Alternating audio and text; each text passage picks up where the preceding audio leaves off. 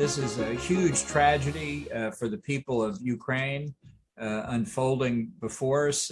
It was something that the Russians should have known not to do, but I'm afraid that the threats of economic sanctions that President Biden and others were making obviously didn't deter Putin. It may be he didn't believe we would carry through with the threats of sanctions. It may be he believed that they weren't severe enough to stop him. To me, it was a reflection that that in the United States and in NATO, we didn't think hard enough about what would deter Putin.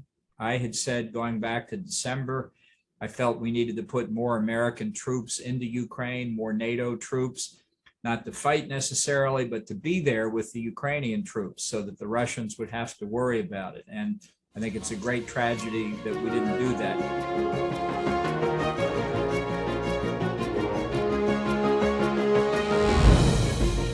I think there are different explanations for the different administrations. I can speak with personal knowledge of the Trump administration. He didn't understand Ukraine. He didn't understand what the threat was. He liked strong men like Vladimir Putin and Xi Jinping.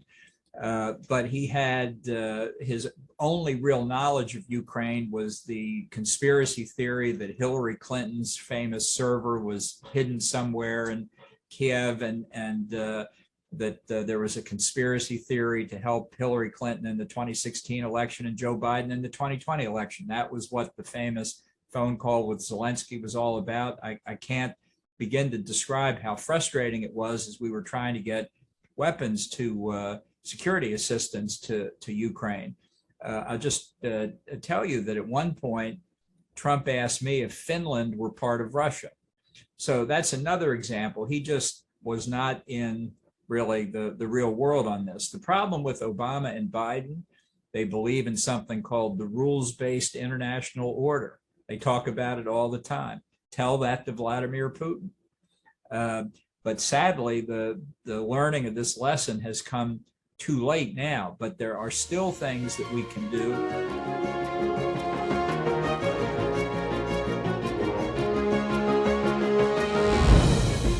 I think that the West as a whole faces a lot of threats, and certainly the threat from Russia, the threat we see unfolding today in Ukraine is most imminent, most at the top of our minds. But Russia and China have formed an entente. China is, I think, the really this century's existential threat to the West as a whole, but China and Russia are working very closely together. And I think it relates in some part to the question you were asking about the efficacy of the economic sanctions. Let's say the West really did cut off Russian exports of oil and natural gas. I think it's entirely possible that Russia and China, perhaps when Putin was in Beijing for the Olympics, made an arrangement whereby China would buy all of the Russian oil and gas they could supply. China is an energy poor country. It already takes some hydrocarbons from Russia, would probably much rather take more rather than have them come from the Middle East with its risks of instability. So this is a very, very important moment for the West, and it's a sad and tragic moment. But if we don't learn from what's happening right now, then the threat will simply grow to others, be it well beyond Ukraine.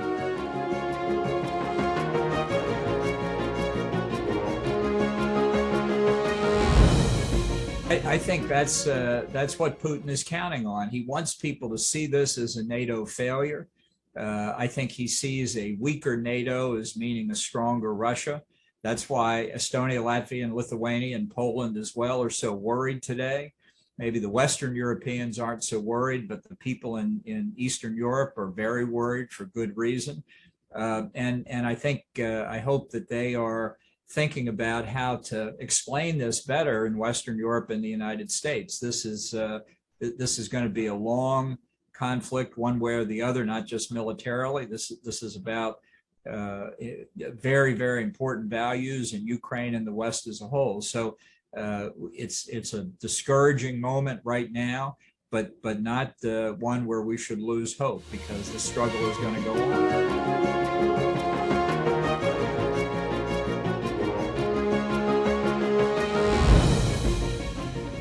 Well, it would be nice if in Russia, the people who don't approve of this, which we're told by the press, is a very substantial number. Certainly, Russian businesses should be very worried. The Russian stock market is down 45% today.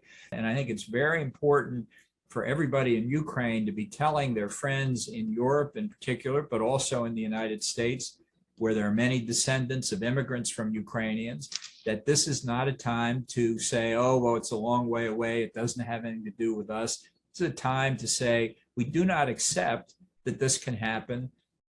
This unprovoked aggression can happen to a peaceful country that's part of the West.